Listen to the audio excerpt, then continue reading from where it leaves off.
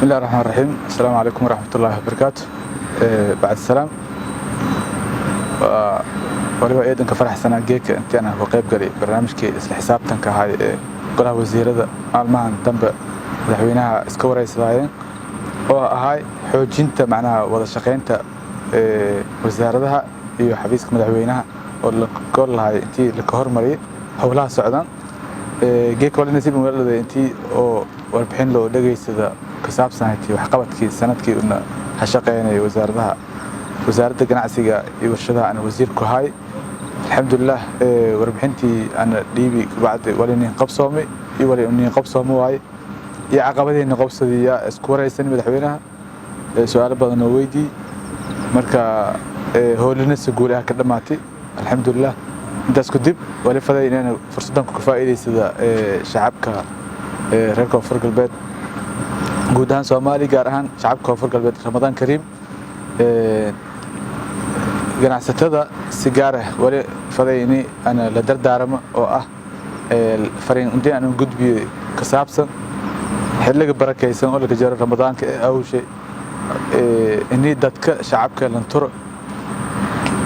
maciishada iyo nolol lan ka qaaliyeen ma ay tii lan raqiisi ilaa ku faa'iideysan Ramadaanka iyo cudurkum jar dartee maciishada lan ka qaaliyeen ilaahay ku absadan ummadan dhibaatada saaran culeysyada saaran oo amni xumo iyo nololba la tacaalayeen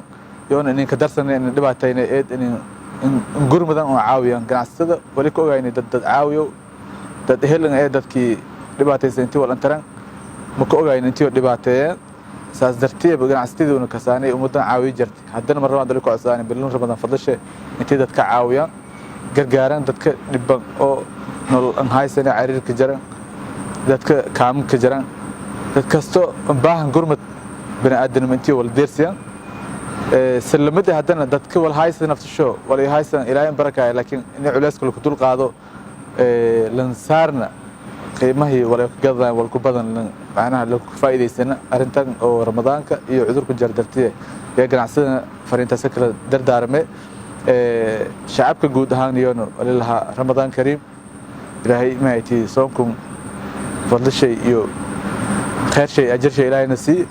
عذركم دبعتوا الدنيا ذك هاي إنه إلهي نينكو جرجارة إلهي نودر قاعدة جود هامرك شعب كافر كل بيت رمضان كريم يلا السلام عليكم ورحمة الله